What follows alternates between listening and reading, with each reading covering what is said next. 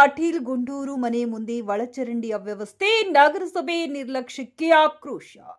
ಗಂಗಾವತಿಯ 30ನೇ ward Virupapura ಪ್ರದೇಶದಲ್ಲಿ ವಾಸವಾಗಿರುವ ಕರ್ನಾಟಕದ ಹೆಸರಾಂತ ಸಾಹಿತಿಗಳಾಗಿರುವ ಎಸ್.ವಿ. ಪಾಟೀಲ್ ಗುಂಡೂರು ಅವರ ಮನೆಯ ಮುಂದೆ ಇರುವ ಒಳಚರಂಡಿ ತುಂಬಿ ನೀರು ಹೊರಗಡೆ ಬರುತ್ತಿದ್ದು ಈ ಪ್ರದೇಶವೆಲ್ಲ ಕೊಳಚೆಯಾಗಿ ಮಾರ್ಪಟ್ಟಿದೆ. ಇದರಿಂದಾಗಿ ಸಾಂಕ್ರಾಮಿಕ ರೋಗಗಳು ಹರಡುವ ಸಾಧ್ಯತೆ ಇದ್ದು ಕೂಡಲೇ ಒಳಚರಂಡಿಯನ್ನ ದುರಸ್ತಿ ಮಾಡಿ ನೀರು ಸರಾಗವಾಗಿ ಹರಿದು ಹೋಗಲು ಕ್ರಮ ಕೈಗೊಳ್ಳಬೇಕೆಂದು ಸಾಹಿತಿಗಳಾದ ಎಸ್.ವಿ. ಪಾಟೀಲ್ ಗುಂಡೂರವರು ಗಂಗಾವತಿ ನಗರಸಭೆಗೆ ಒತ್ತಾಯಿಸಿದ್ದಾರೆ.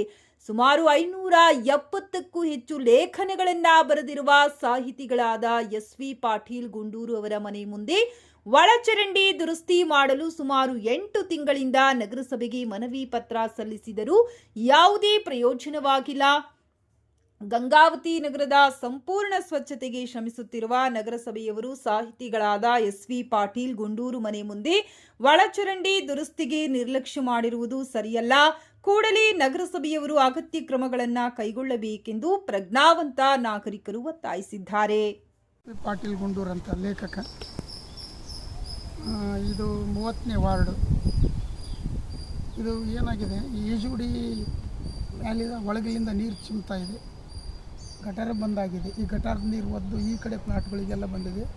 ಸುಮಾರು 8 ತಿಂಗಳಿಂದ ಸಂಬಂಧಿಸಿದ ಅಧಿಕಾರಿಗಳಿಗೆ, ಬಹುತೇಕ ಇದಕ್ಕೆ ಈಜುಡಿಗೆ ಇಬ್ರಾಹಿಂ ಸಾಹೇಬ್ರು ಇದರಿಂದ ಅವ್ರ ಗಮನಕ್ಕೆ ತಗೊಂಡು ಬಂದಿದೆ. ಕಮಿಷನರ್ಗೂ ಮುಖ ಕೊಟ್ಟು ಬಂದಿದೆ.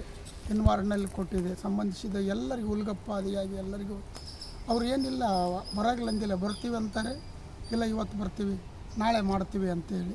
ಹೀಗೆ ಒಮ್ಮೆ ಅದು ಟ್ಯಾಂಕರ್ ಯಾವುದೋ ತೊಗೊಂಡು ಬಂದರೂ ಈ ಕಡೆಗೆ ಬರೋದಿಲ್ಲ. ಅದು ಯಾವುದೋ ಹೆಚ್ಚುವರಿ ನೀರು ಹೋಗ್ತದಂಥದ್ದು ಗುಂಡಿ ತೋಡ್ಯಾರ, ಗುಂಡಿನೂ ಹಾಗೆ ಇದೆ, ಅದರಾಗ ಉಳುವು ಪುಡಿ ಸೇರ್ಕೊಳ್ಳೋದು. ಇತ್ತೀಚೆಗೆ ನಗರಸಭೆಯವರು ಒಳ್ಳೆಯ ಕೆಲಸಗಳು ಮಾಡ್ತಾರೆ. ನನಗನ್ಸಿದ ಮಟ್ಟಿಗೆ ಸ್ವಚ್ಛತಾ ಅದು ಎಲ್ಲ ನಾನು ಎಷ್ಟರಾಗ ಭಾಗಿಯಾಗಿದ್ದೀನಿ. ಯಾಕೆ ಇದನ್ನು ಉಪೇಕ್ಷೆಗೊಳಪಟ್ಟರೋ ಗೊತ್ತಿಲ್ಲ. ಬಹುತೇಕ ಇದು ಈ ಥರ ಆಗಬಾರ್ದಾಗಿತ್ತು ಅಂತ ನಾನು ಅತ್ಯಂತ ವಿನಯಪೂರ್ವಕ ಅವರಲ್ಲಿ ಕೇಳ್ಕೊಂಡಿದ್ದೀನಿ, ಸಂಬಂಧಿಸಿದ ಎಲ್ಲರಲ್ಲೂ ಕೂಡ. ಯಾಕಂದರೆ ನಾಳೆ ಡೆಂಗು ಬಂತು ಏನೋ ಬಂದರೆ ಇದಕ್ಕೆ ಯಾರು ಹೊಣೆ? ದಯವಿಟ್ಟು ಅದಕ್ಕೆ ಈ ನಿಟ್ಟಿನಲ್ಲಿ ಆದರೂ ಕೂಡ ಈ ಕೂಡಲೇ ಅವರು ಗಮನ ಹರಿಸ್ತಾರೆ ಅಂತ ನಾನು ತಿಳ್ಕೊಳ್ತೀನಿ.